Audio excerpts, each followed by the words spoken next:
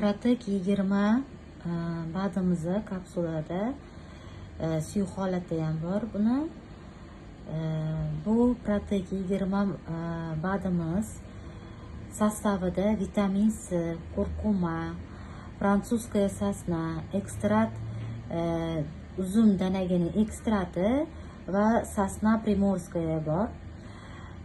Bu mahsulotlar insonga, ya'ni antioksidant, immunitet oshiruvchi, protivirusniy, gepatit C va Covid kasallarida yordam beradi. Ya'ni Coviddan keyin organizmni восстановить qilishga yordam beradi.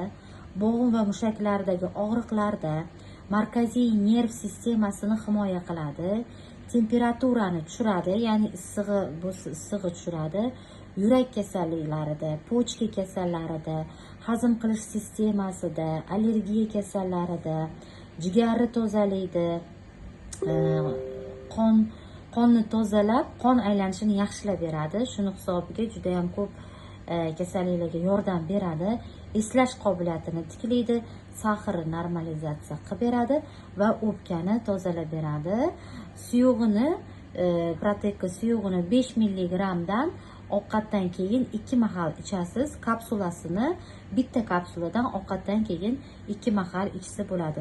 Bolalarga 11 yoshdan keyin ichish mumkin.